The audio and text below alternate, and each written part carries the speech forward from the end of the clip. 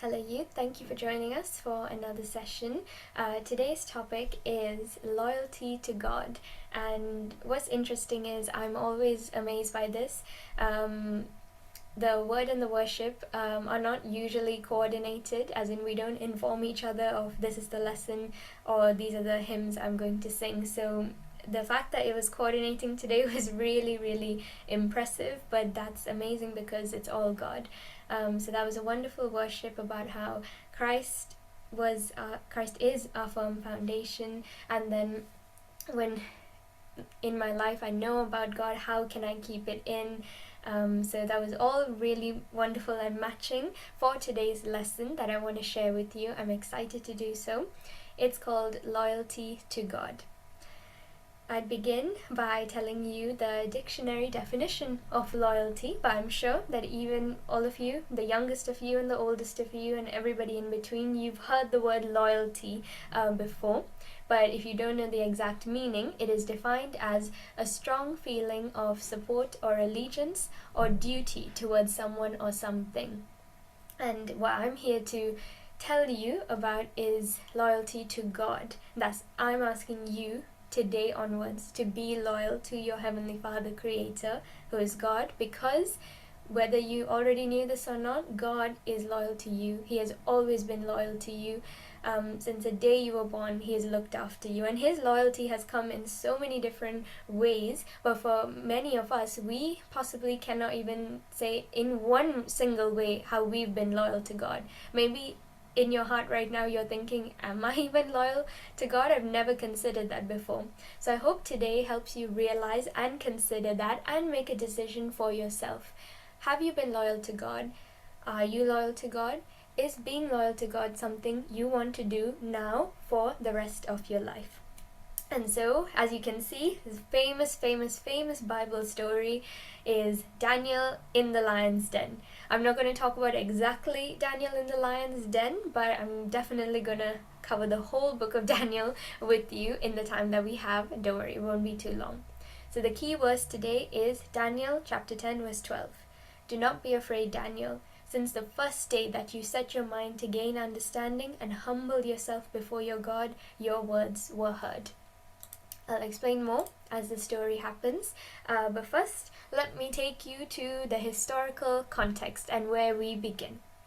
So today's message is based on the book of Daniel in the Bible. It's in the Old Testament and it's 12 chapters long.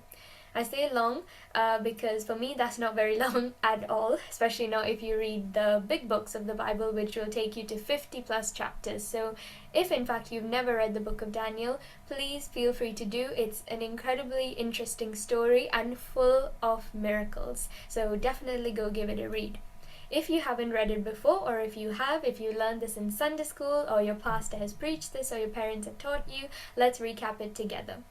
So, the book of Daniel, it tells the story of this remarkable man of God. You guessed it, his name was Daniel, and three of his friends, Shadrach, Meshach, and Abednego. If I'm pronouncing that differently, I'm sorry, that's how I feel confident to say it.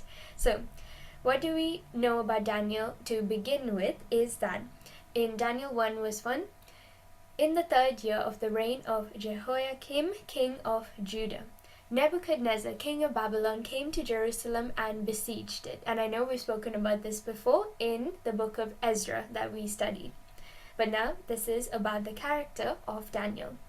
So it goes on to say, the king ordered Ashpenaz, chief of his court officials, to bring into the king's service some of the Israelites from the royal family and the nobility from those who had been taken into captivity. Young men without any physical defect, handsome, showing aptitude for every kind of learning, well-informed, quick to understand, and qualified to serve in the king's palace. And basically, the chief official, as their teacher or their professor or their guide in Babylon, was to teach them the language and literature of the Babylonians. The king assigned them a daily amount of food and wine from his own table. They were to be trained for 3 years, and after that, they were to enter the king's service. So consider this almost like a university degree. For those of you who are not in university or who are yet to start, a basic degree here in the UK takes you 3 years. So ideally, Daniel and these 3 Hebrew friends of his, so all 4 of them Hebrew boys, who were now taken into captivity, were basically being taken into captivity and put in the Babylonian university to be trained for 3 years until they can become the servants of the king for pretty much the rest of their lives. But where is God in this? So, the story of Daniel teaches us that no matter where you are, if you are loyal to God, God will protect you, He will guard you, and He will help you to prosper even in that foreign place. And so, what happened after that? The king told them, I need the boys to be given this food and this drink, and you need to teach them word by word our history, our culture, our language, our literature. They need to know everything about us so they can become like us. So these boys were basically being trained into a completely new identity in Babylon, so much so that it says in verses 6 to 7 they were given new names. So their names originally were those that you can see on the screen, but then they became known by these Babylonian names. So ideally, their old God-given, their identity that they were born, that God placed them into, was being erased a little by little at a time because of the king's command. But look more into the boys' history. They came from the royal family and nobility. They were supposed to be the best of the best of the Hebrew culture, and now they were being brought here to be the best of the best and completely get rid of their old God-given identity. But what did we learn from them? They refused to do so. Yes, they were going to learn the language and literature, and they were going to assimilate into this culture. They were going to be in servitude to the king of Babylon for the rest of their lives, but they were not going to do it his way. They were going to do it God's way. And so what happened? In verse 8, their loyalty was tested. Daniel resolved not to defile himself with the royal food and wine, and he asked the chief official, Ashpenaz, for permission not to defile himself this way. And that's a big thing for them to say, because they were Hebrews. There were God-given commands from Moses' time, as we learned last week, that you can do this, but you can't do this. So you can eat this particular food, you can't eat this particular food. Don't get drunk, don't do this and don't do that. And so what did Daniel say? He said, please test your servants for 10 days. Give us nothing but vegetables to eat and water to drink. Then compare our appearance with that of the young men who eat the royal food, and treat your servants in accordance with what you see.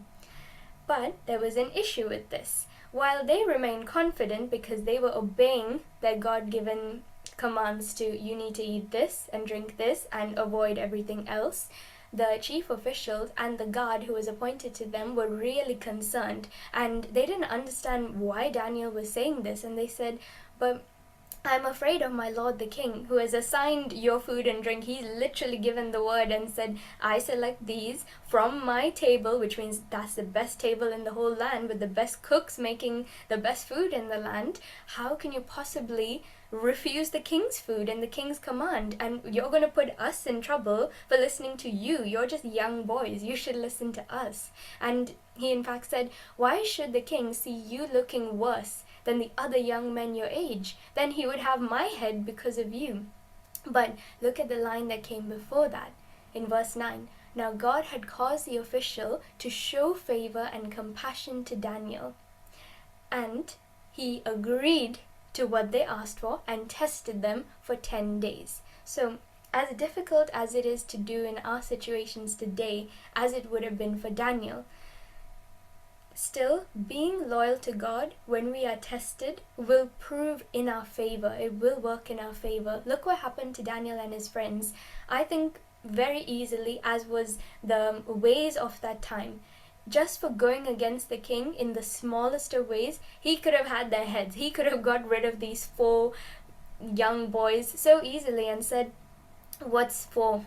I can easily replace you with another 4. We've taken lots of people captive. Why are you special? But in their hearts, these four, they were loyal to God. They were loyal to how they had been raised, to walk in the ways of God and to obey His commands. And so because of that, God caused the official to show them favor and compassion. And He said, He was like, just test us for 10 days. We're not asking you for the whole 3 years, but for the whole 3 years, we're asking you for 10 days that we can show you the God that we are obeying and to see the difference.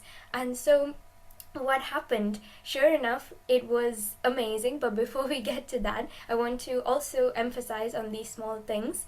When He said, give us nothing but vegetables to eat and water to drink, I think I will say this first. I don't know about you guys. If you told me to just eat vegetables and water for 10 days, I would have said that's the most difficult thing, that's the most difficult diet, how can I possibly do that? It gets worse for Daniel and his friends. Vegetables is actually a rough translation. There are other biblical translations, but the Hebrew custom-approved food at that time was seeds, pulses, legumes, bread, and drinking water. No meat, no sweets, no wine, no treats, and nothing cooked that was not cooked in a kosher fashion. And I know today, in modern day, the Hebrew culture, cooking in a kosher fashion includes not even using a microwave. You have to be that careful. So imagine them back in the day. The Babylonians don't know these rules. They have their own way. They have their own delicacies. And of course, it's the king. The king has the best of the best. As you can see in the picture, things are arriving on golden platters for these boys, and they're still refusing it. But it was so important to them because the king's food, while it was the best of the best, it was not holy, it was not sanctified, not to them.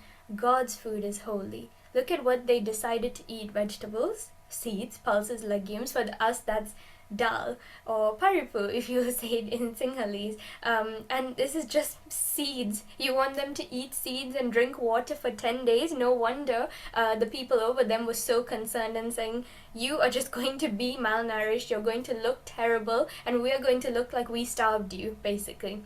But the food that they were going for was holy. It was God's creation. It came from the earth. It's all natural. It was directly from His creation, and it was blessed for a special purpose. Once they set this aside and said, just give us vegetables and water, it was now blessed for a special purpose, to strengthen them, because they were showing those who doubted around them exactly what God could do. So if you have given something to God, even in your fasting and your praying, when you give it to God and you sanctify this for His purpose, He is going to strengthen you because you're doing that for Him. This is how they showed their loyalty to God. And a key verse over here, 1 Corinthians 3 verse 6 to 7, Paul said, I planted the seed, somebody else watered it, but God has been making it grow. So neither the one who plants nor the one who waters is anything, but only God who makes things grow. So Daniel planted the seed. Somebody else helped him out. Or we can look at it in a different way. The king planted the seed and said, I bring you into my service. Now I want you to do so and so. Daniel watered it, and his friends watered it and said, okay, but we are going to do this God's way. And so who makes it grow? It was God who made it grow. So what was the result of their loyalty? In verse 15, at the end of the 10 days, these boys, Daniel and his 3 friends, looked healthier and better nourished than any of the young men who ate the royal food. Are we surprised? Not really.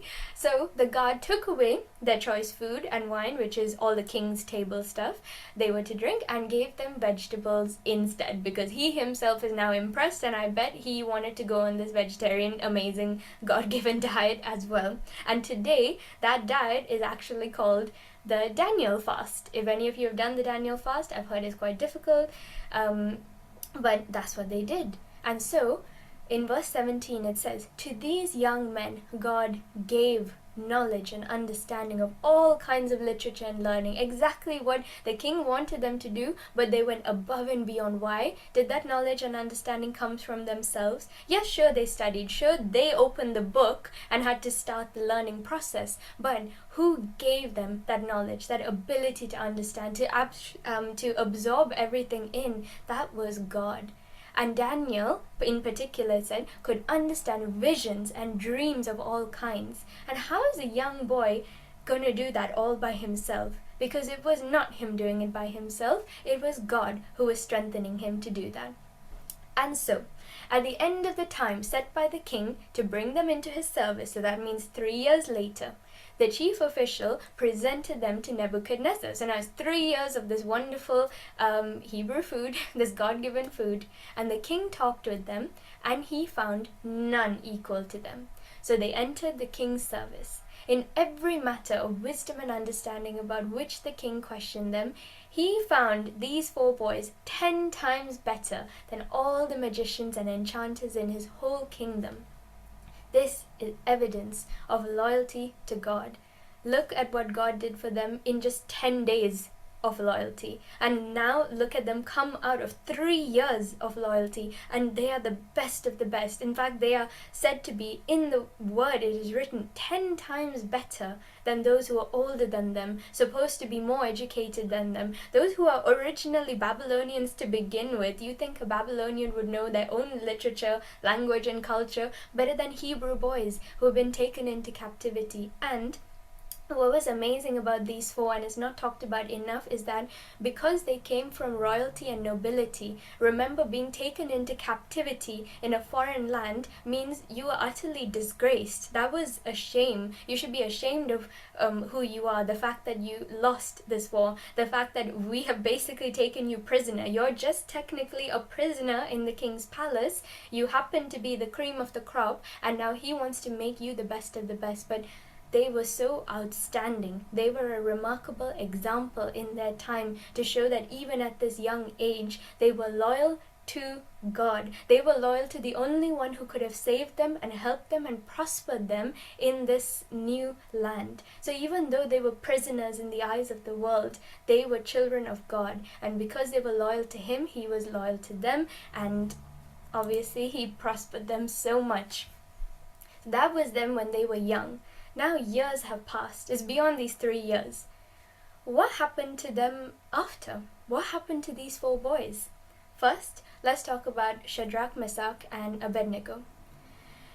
They are known by this incredible, miraculous story about being thrown into a fiery furnace and coming out untouched. So if you don't know the story, let me recap it for you. This is in Daniel chapter 3.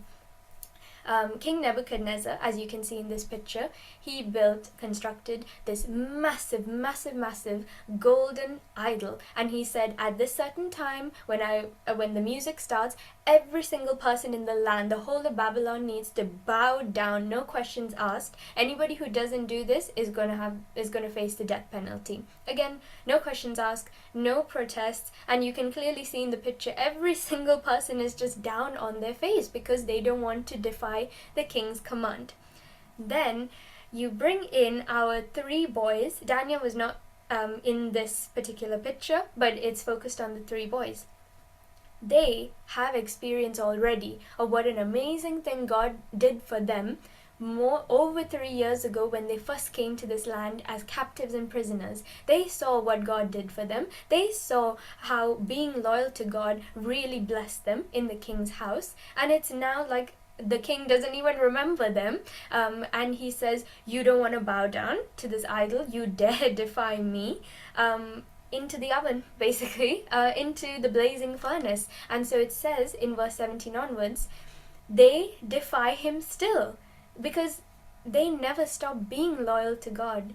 And so they said, if we are thrown into the blazing furnace, the God we serve is able to deliver us from it. But even if He does not, we want you to know, Your Majesty, that we will not serve your gods or worship the image of gold you have set up. And for me, that's audacity and that's boldness. That's really in the face of the king who could have them executed, and he's about to execute them. They are showing so much confidence in not themselves, in God. This God, this invisible God. The Babylonians didn't believe in their God. The Babylonians had plenty of other gods, just like this one, who they were all bowing down to, even though he can't do anything. This God we serve is able to save us from you, from this, from that. They were sort of saying, bring it on, because even if God decides to not save us, it's fine. We will still not be disloyal to him. And so, what did the king do? These 3 men, firmly tied, fell into the blazing furnace. And really, the story should have been wrapped up over there and said goodbye and good night, and we never heard from them again.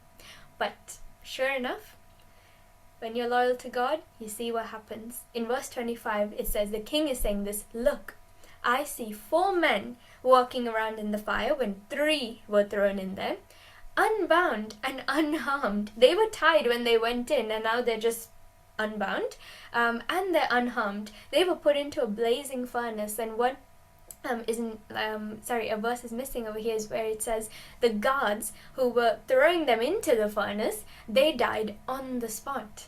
How are these 3 walking around freely, and there's a 4th person in there, and the 4th looks like a son of the gods? These are the words of the king, the very same king who threw them in there. And then it goes on to say, these men came out of the fire, and then everyone around them saw that the fire had not harmed their bodies, nor was a hair of their heads singed. Their robes were not scorched, and there was no smell of fire on them. We know that when fire is there, when something's burning in the toaster, or anything else is on fire, we smell it. At least we smell it, even if we're not touched by it, if we're not affected by it. There was not even a smell of fire on them when the ones who wanted to throw them in there died on the spot because of the fire. It was that bad. And so what did they say when they came out? They were just continuously loyal, and it says they trusted in him and defied the king's command and were willing to give up their lives rather than serve or worship any god except their own God. And the king said, no other god can save in this way. It was a big realization to him. It was a big, amazing display of God's glory to him, who is not a believer. He's not a Hebrew. He's not one of God's chosen people. He did not walk with them in the desert and see all of these miracles. So look what being loyal to God does. You become an example to those around you as well. You display God's glory. When you're loyal to him, he can do amazing things in your life. And remember what we learned last week. Remember how God stood with the Israelites between the enemies. He was a pillar of cloud and fire just to stop the enemies from destroying them. His physical presence is with those loyal to them. And look, the 4th man in the fire was Jesus Christ. That was God with them in that fiery furnace, and he made sure they were completely untouched. They went in with hands and feet tied, but that's why they fell in. They couldn't even walk in there. They came out completely free. For us today, that fire, that presence of God with us is our precious Holy Spirit. He is with us. Now, I'm not saying anybody's literally throwing you into a fiery furnace, but there are situations in your life where you will feel like you're walking through the fire and you're potentially thinking, well, God, if this is where loyalty to you is getting me, I don't think it's been worth it. Or is this what I get, God? Is this what I deserve for being loyal to you? I know it can feel like that. We've all been there, done that. But believe me, when you are loyal to God, God is loyal to you. He stands by you. And it says, his word says in Isaiah. Now, the book of Isaiah came much after Daniel. In the order in the Bible, it's still in the Old Testament, but look, these men coming out of a fire, being thrown into a fire and coming out of it untouched, was an example. Look at what Isaiah says. It became forever cemented then in the word of God. Isaiah says in 43 verse 2 to 3, when you walk through the fire, you will not be burnt. The flames will not set you ablaze. For I am the Lord your God, the Holy One of Israel, your Savior. Do not be afraid, for I am with you. That's God saying, I've done it before, and I will do it for you again. The proof is there, the evidence is there. And so, we've come to the end now, but I'm not going to leave you without telling you what happened to Daniel. We started with Daniel, so what happened to him? He didn't go into the fiery furnace, but he did a lot of amazing things with his life. So, Daniel continued to be loyal to God for the rest of his life. We are not told exactly when he died, but we can confidently say that he died loyal to God 100%. So, just to recap, in Daniel chapter 1, it says, Daniel remained there in the service of the king until the first year of King Cyrus. So that's much, much later. And then halfway through the book, so remember there's 12 chapters, we're halfway through in chapter 6, it says, so Daniel prospered during the reign of Darius and the reign of Cyrus the Persian. So there was King Nebuchadnezzar, his son Belteshazzar, and then came Darius the Mede, and then Cyrus the Persian. So that's 4 kings. Daniel was in their service the entire time he was loyal to God. And so what did God do through him? First, he interpreted a dream. It was impossible, by the way. The king said, I had a dream, but I don't remember a thing about it. But if you guys can't figure it out, all you wise men in the land, including Daniel, I'm going to burn all your houses down. That was impossible. All the odds were against him. And still, look what Daniel did. Daniel said, I'm not going to be the one to do it. I give you glory, God, because I know you're the one who can do it. And sure enough, God revealed the dream to him, gave him the interpretation for it, and it gave glory to God, so much so that the king was amazed. And look what it says. That's Daniel chapter 2, verses 19 to 23. Then Daniel praised the God of heaven and said, Praise be to the name of God forever and ever. Wisdom and power are his. I thank and praise you, God of my ancestors. You have given me wisdom and power. Yet again, at this point, he could have been so big-headed. He could have been so confident in his own knowledge, his learning, his ability. Why? He's been doing this since he was a young kid, right? He should be amazing by now. He should be one of the greatest minds in all of the land. And he never says he did it all by himself. In fact, he acknowledges and said that all of that, God, it came from you. And all of that happened because of you. I could not have done it by myself. And then he was tested literally. So that was a mental test for him. And then he was tested physically by being thrown into a lion's den. Again, just like his friends, he refused to stop praying. So once the king wanted people to bow down to this idol, the 3 friends refused. In this time, the king wanted him to stop praying, and he refused.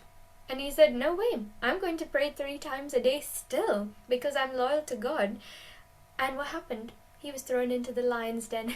Yet again, it will feel like that for us in our lives. God, for being loyal to you, is this what I get? The mouths of the lions are open and I'm just walking into the trap. But Daniel came out of it alive, again, just like his friends, completely untouched, not a bite, not a scratch, and he was not hiding any pain either. They genuinely did not touch him. And I can't tell you an impossible story without saying that, oh, it only seems impossible because the people who were thrown into the lion's den after Daniel were devoured. They didn't make it out. So why was he saved in this situation? Daniel 6 verse 21. Daniel answered, My God sent his angel, and he shut the mouths of the lions. They have not hurt me, because I was found innocent in the sight of God. And when Daniel was lifted from the den, no wound was found on him, because he had trusted in his God. Now I wish, and I'm going to do this in my own life, through everything, I should be able to say, no wound was found on me because I trusted in God, because that's how much our faith should be. And so we come to the end. How did Daniel's life end? Something wonderful happened. He was in the presence of God, and this character, described almost like an angel, but a holy, holy character, came to give him a vision of the end times, which was such a privilege. Imagine being showed what's going to happen today to us in 2024, what's happening to us. Daniel was being shown way back then. What a privilege. But did it come from nothing? No, it came from a lifetime of loyalty to God, walking with God, praying with him. And so God speaks to you. And look what he said to Daniel, this angel, in Daniel chapter 10 verse 12. Do not be afraid, Daniel. Since the first day that you set your mind to gain understanding and to humble yourself before your God, your words were heard, and I have come in response to them. Daniel 12 verse 9 to 13, he replied, Go your way, Daniel. because the words are rolled up and sealed until the time of the end. That is all the prophecy and revelation he was being shown, like this image. As for you, Daniel, go your way till the end. You will rest, and then at the end of the days you will rise to receive your allotted inheritance. And so that was amazing, particularly in chapter 10 verse 12, because it says, since the first day that you decided to be loyal, your words were heard. God was with you since the first day that you decided to be loyal. He decided to be loyal when he was a very young boy and he was a prisoner in a foreign land. He could have been scared and he could have given up and he could have just become one of them and said, God is not that great if he sent me here as a prisoner anyway. But he was loyal to God and he went on to lead an amazing, amazing life because of it. And to this day we talk about Daniel and the amazing, amazing things that happened in his story. So what's the result? What's the end result of loyalty? Is it worth it or is it not? I can tell you it is, because look what it was said to Daniel. At the end of days you will rise to receive your allotted inheritance. What does that mean? That means that one day when all of us are in heaven, we're going to see Daniel and we're going to see that he gets a crown of glory for the wonderful things that he did for God. And so what do we learn and where do we end? For being loyal, God will reward you. God has always been loyal to you. So if you have not realized in your heart yet, or if you have realized now that you have in fact not been loyal to God, it's not too late. Start now. God has always been loyal to you. God has led you to this point. His loyalty is worth it. Being loyal to God is worth it, and it leads to an amazing life. The rewards are displayed on earth in your life because other people will see your example. Other people will see God working in your life and say, I want that too. Or, I don't understand how you can be this happy when you're going through problems. I don't understand how you're going through the fiery furnace and the lion's den and somehow you trust in God. God, you can't even see God. How do you expect him to save you time and time again? But it's true. And you do, because he is God and he's amazing. So remember, it's so important to start in youth. It's so important to start in your young days, because look, he started when he was young and he started when he had no other choice, and still he stood his ground and still he was loyal. So I'm sure you must have 100 more choices than Daniel ever had, and yet I want you to choose God, because choosing God is where the wonderful things happen. So, lifetime of loyalty, I'm going to do it. I would encourage you to do it. Remember, in our memory verse, it says, Daniel 10:12, do not be afraid. Since the first day you set your mind to do this, to gain understanding, to humble yourself before your God, your words were heard. God is with you. God is always with you. The precious Holy Spirit is with you. Whether you go through a den of lions or a fiery furnace, you will come out untouched, not because you did that by yourself, but because you put your loyalty in the right place, and the right place and person was God. And so we've come to the end. I hope you've learned something today, and I hope it's impacted you. It's a big lesson in my own life. So yes, I hope you learned something. Thank you.